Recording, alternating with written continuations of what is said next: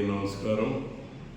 అయితే ఇప్పుడు జరుగుతున్నటువంటి వేంపాడు రైతుల అలాగే దేవుని స్వామివారి హక్కులు వీటిపై సుప్రీంకోర్టు తీర్పు వీటి మీద జరుగుతున్న చర్చలో భాగంగా కొంతమంది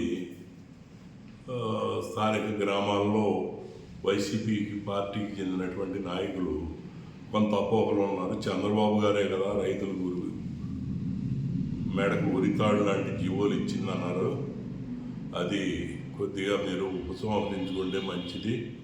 కారణం ఏంటంటే చంద్రబాబు గారు 430 జీవో 2003లో ఇచ్చారు. తర్వాత మీ కాంగ్రెస్ వారు రాజశేఖర రెడ్డి గారు వచ్చారు. వారు రెండోసారి ముఖ్యమంత్రి అయ్యే వరకు కూడా ఆ 430 జీవోని ఇంప్లిమెంట్ చేయడానికి అవకాశం లేదు, వారికి లభించలేదు. మరి ఈ రాజకీయాలు లోతుకి వెళ్తే ఇంకా చాలా మాట్లాడుకోవచ్చు. కానీ వెళ్ళకపోగా ఇంప్లిమెంట్ చేయకపోగా మరి ఒకే వ్యవస్థ అంటే బ్యూరోక్రాట్స్ వ్యవస్థ, అది ఎండోమెంట్ కానివ్వండి రెవెన్యూ కానివ్వండి, ఉన్న దాంట్లో ఒకళ్ళు ఇచ్చిన ఆర్డర్ మీద ఇంకొకళ్ళతో హైకోర్టులో వేసిన ఘనత కూడా మరి మీ పార్టీ వాళ్ళకి కాంగ్రెస్ వాళ్ళకి దక్కింది. దాంట్లో నుంచే మీరు చీలి వైసీపీ పార్టీ పెట్టుకుని దాన్ని నామరూపాలు లేకుండా పోయింది. కాబట్టి ఆ పార్టీ చేసినటువంటి తప్పు కూడా మీరే దాన్ని ఇచ్చేయాల్సి వస్తుంది. ఎప్పుడైతే ఆ జీవో సస్పెండ్ అయిందో మరి వాళ్ళ టేబుల్ మీద ఏముంటుంది, ఖచ్చితంగా స్వామివారిది అని ఇది వచ్చేస్తుంది. వచ్చినప్పుడు ఇది మొత్తం దేవస్థానానికే చెందుతుంది. కింటకాయ కడుతున్నారు కాబట్టి అది కవులు, ఈ పదాలు వచ్చినాయి. ఈ పదాల ముందు అందరం కూర్చుని చర్చించుకున్నాం. ఆ పరిస్థితి చంద్రబాబు గారు ఆ రకమైనటువంటి జీవోలు ఇచ్చే పరిస్థితి ఆ రకంగా మీ పార్టీ కల్పించింది. మరి దీన్ని మేము చంద్రబాబు గారి దృష్టికి స్థానిక మంత్రివర్యులు శారద గారి ద్వారా తీసుకెళ్ళడానికి మా ప్రయత్నాలు మేము చేస్తున్నాం. అంతేగాని మేము అధికారంలోకి వచ్చి వదిలిపెడతాం, లేదంటే మీరు అధికారంలో ఉండి వదిలిపెడతాం జరగలేదు. కాబట్టి ఇవన్నీ కూడా మరి వైసీపీ కార్యకర్తలు కూడా మీ మాట పైన మీ నాయకుడు వెనకపోవచ్చు, కానీ హక్కులు మీకు అవసరమే కదా, మీరు రైతులే కదా.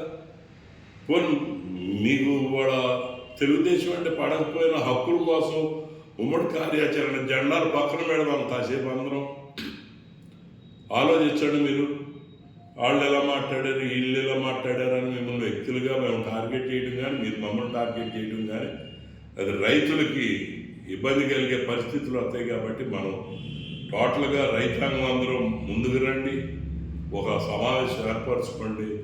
ఇటు మరి వామపక్ష నాయకుడు మన నిమ్మగడ్డ నరసింహరావు గారండి, లేదా ఇంకా అనేక మంది పార్టీ నాయకులు రైతు నాయకులు కూడా టీడీపీలో ఉన్నారు.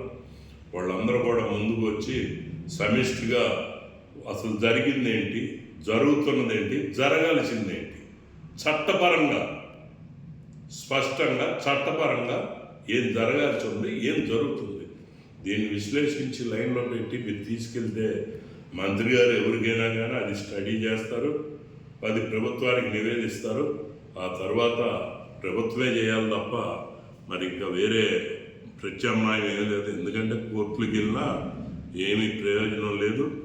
ఇప్పుడు ఇవంటే కొత్తగా వెళుతున్నారు హైకోర్టుకి, దానికి కూడా మనం న్యాయ పోరాటానికి వాళ్ళ ద్వారా కూడా మనం ఆ పని చేస్తూనే ఇటు ఈ పని కూడా ప్రభుత్వానికి నివేదిస్తానికి మరి నరసింహ కామ్రేడ్ అన్నట్టు ఒక అఖిలపక్ష సమావేశం అని ఆయన అన్నారు.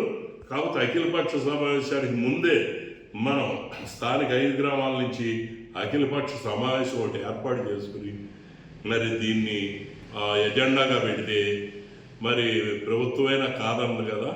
అప్పుడు అఖిలపక్ష సమావేశం ప్రభుత్వం చేత ఏర్పాటు చేపించి అందుట్లో మన వాణిని వినిపించి రైతులందరూ హక్కుల్ని కాపాడుతామని చెప్పేసి ఇందుకు ప్రతి ఒక్కరు సహకరించాలని చెప్పేసి మిమ్మల్ని కోరుతూ సెలవు తీసుకుంటాం.